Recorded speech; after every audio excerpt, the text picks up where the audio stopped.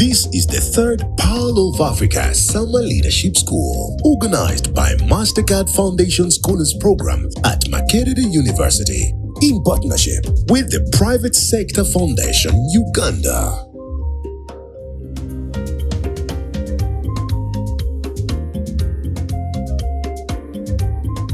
So today, we're going to be talking about majorly our session objectives are soft skills. Everything that is not technical is a soft skill.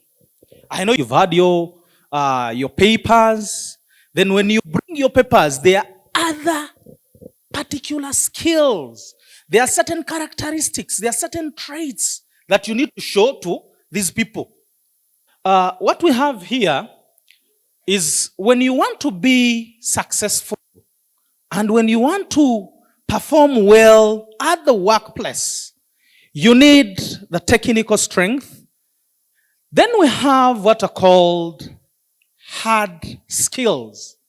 The hard skills are the ones that we are talking about, your papers.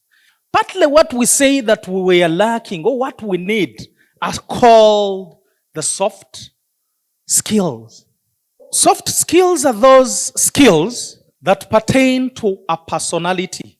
That means that I as a person must possess certain things that are going to make me different. We are in a competitive world. And because we are in a competitive world, we need certain particular traits that make us different from any other person. We're also saying that the ability to interact amicably with others. Other people simply say that soft skills are personal characteristics that can affect relationships, communication, and interaction. So meaning that, one, we talk about the individual, we talk about the team, and then we talk about how you majorly communicate. Why do we need soft skills? There are lots of reasons why we need soft skills, because the hard skills are not the only skills that you need at the workplace. When people go at the job at the moment, the first thing is, how much salary am I getting? But do you think that is the right way? Do you know what other people have gone through to get where they are? Why are they important? We are saying that they're important for promotion and growth. We can handle our internal relations very well as individuals. It helps you take decisions because in here, we're going to see different skills like communication, good presentation skills. It helps high demand. It creates you as a unique person. And because you're unique, then people will hire you. Soft skills help in problem solving, and you solve your own problems more efficiently. Then they help in professional advancement because then part of these skills, I said, include communication. So you'll be capable of communicating well. Then at business level, they improve your productivity because many of you will be capable of using computers well. You know, majorly businesses are meant to be competitive and they are meant to have all that productivity. So when you have these skills, productivity will increase. We will have improved leadership skills because you know as leaders, they influence, they motivate others. So you need the leadership skills. Then when you have these skills, you can really work better in teams. You form the teams, you build very nice teams. It enhances satisfaction, employee satisfaction, because you know how to talk, you know how to care for others. You know your work, you're hardworking, you know how to present, you know how to communicate. Then, employees will be satisfied. It drives positive change. There are lots of changes that happen. Sometimes they may think about downsizing, but this helps you to remain positive to any changes that come. Because at the workplace, at any time, you know that anything can happen. But when it happens, how do you handle such a thing? Then majorly it improves employee retention. And then it makes a healthy work environment. You don't need to be in an environment where every time people are shouting. You need a place where people are happy. As we are saying, there are lots of soft skills which we can't complete here.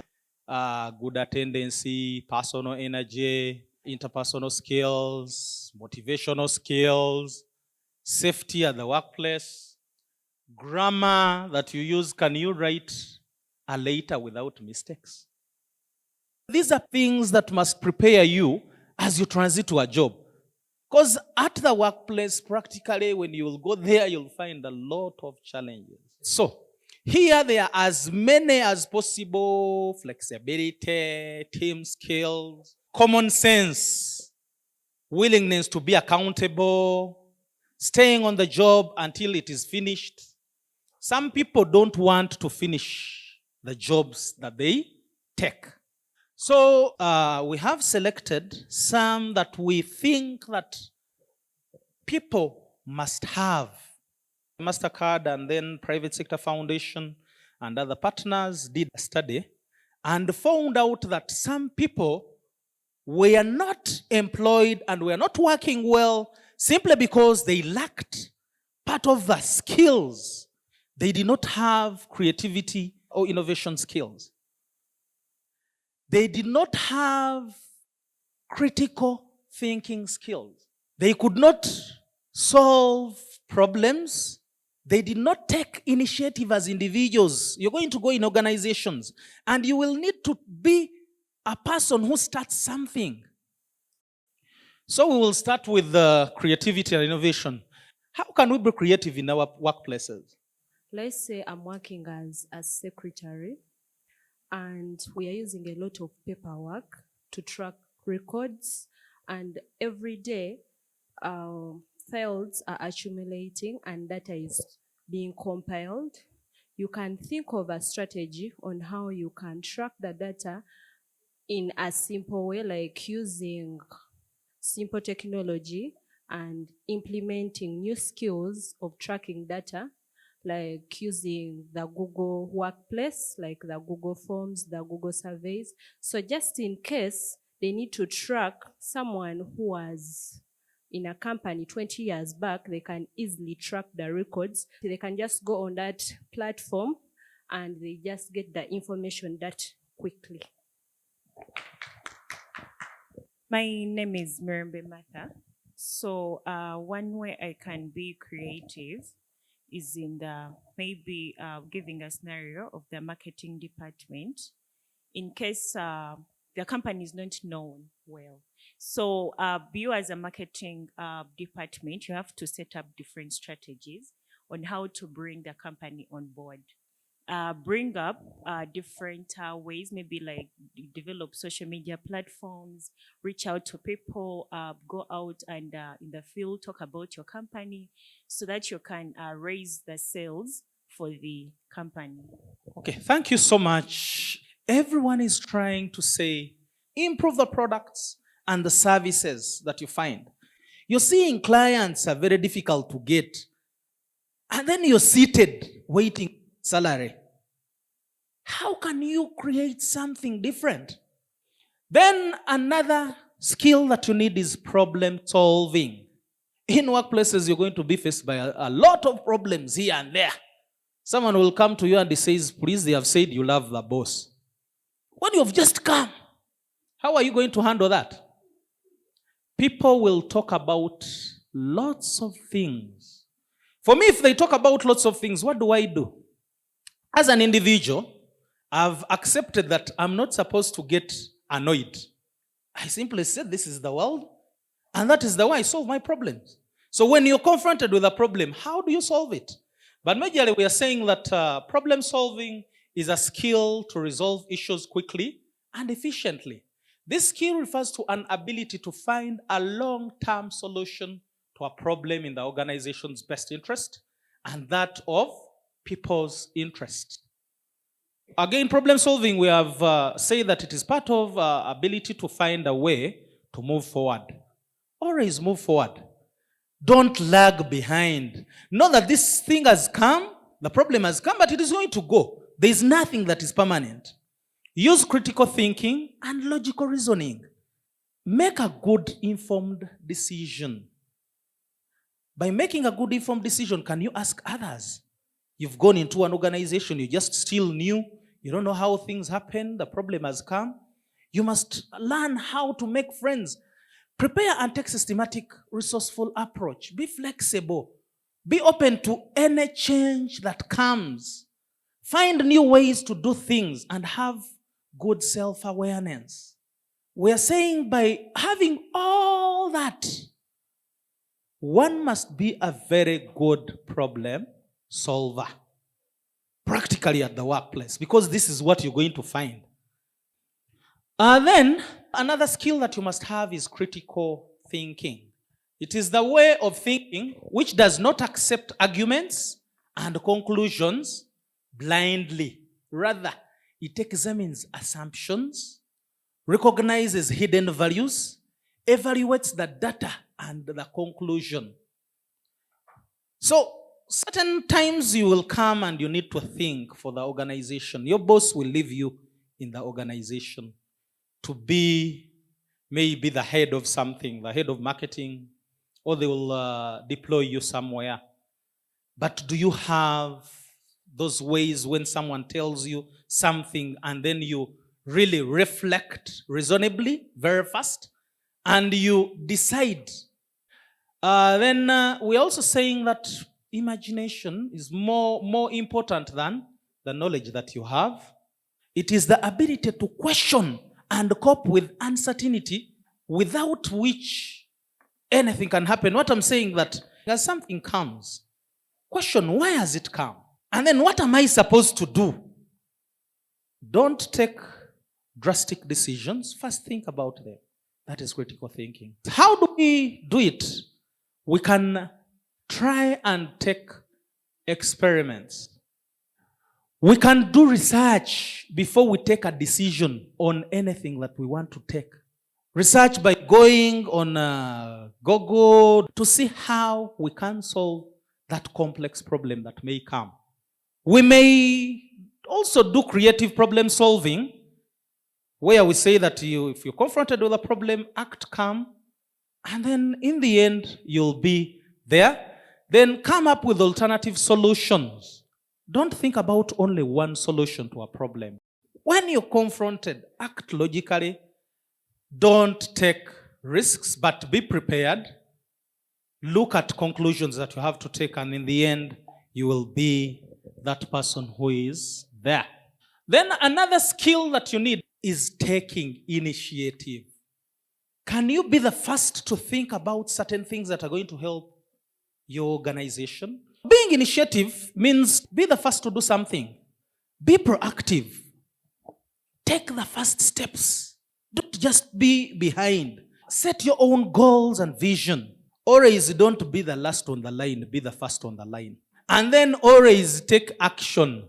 After taking that initiative, don't just remain with your ideas, take action. So as you enter this very complex world of work, try to think about taking initiative and have what is called self-direction. Then obviously, integrity and the code of conduct is very, very important. Remember, you've come from campus and you want to create a very good first impression. How are you going to dress that first day you will go at the job? Because that first day you'll go at the job, people will be waiting to see a new person. How have you dressed? So organizations have their codes of conduct. They'll say here, ladies sit there and men sit here. And then you come in an organization and you think you want to sit with the women. How? Because they have their own ways, rules and regulations that govern them. So understanding the rules and regulations for our workplace is very important. Integrity is very important, and that goes with work ethics and self-motivation.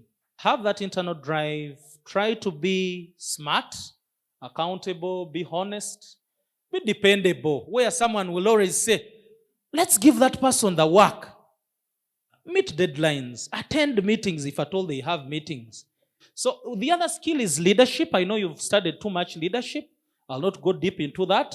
But this is also a soft skill that you need. When you go, please don't always be behind. Be a hard worker and then turn to be a leader in your own way. So part of what you need are those. Influencing others, communicating the goals and the vision at your level. Teach, motivate, facilitate, engage the team, build consensus before you do anything. So also being a good leader in anything that you're going to do is very important. We have what are called interpersonal skills. So at individual level, there are certain things that you must have. And then in an organization, there are certain things that you must have. And majorly here, all these are ways of how you interact with others. So interpersonal skills, we have emotional intelligence, communication, which is listening and speaking, and this helps you build confidence. We have conflict resolution, we have customer care, collaboration and teamwork, and we have respect for diversity. Being emotionally intelligent means have that self-awareness, being in touch with your emotions. Self-management, managing distressing emotions so they don't affect you functionally. Sometimes someone tells you something that hurts. How are you managing it? When you do it well, they say that person is emotionally intelligent. He has managed his what? His emotions. An emotionally intelligent person will be motivated. He will be able to stay positive in the face of challenges.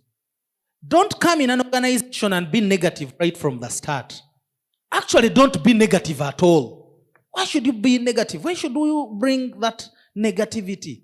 Positivity is what works at organizations. Then emotionally intelligent people are empathy. They know what others are feeling, and therefore they respect other people's feelings. Always at the workplace, respect other people's feelings. Then in here, I know you've studied a lot of communication. As you're communicating, try to be clear. They say keep it simple always. When you're communicating, we have a person speaking and we have a person listening.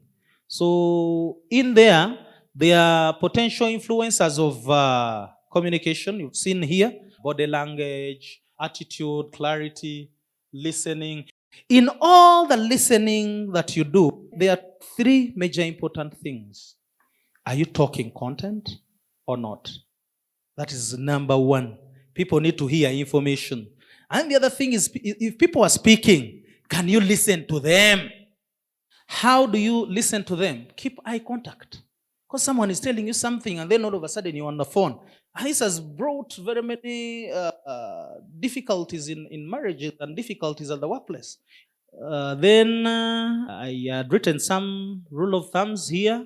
Be brief, be organized, be clear, be relevant to what you're saying. Respect other people. If you're going in for an audience, really first know who you're going to talk to.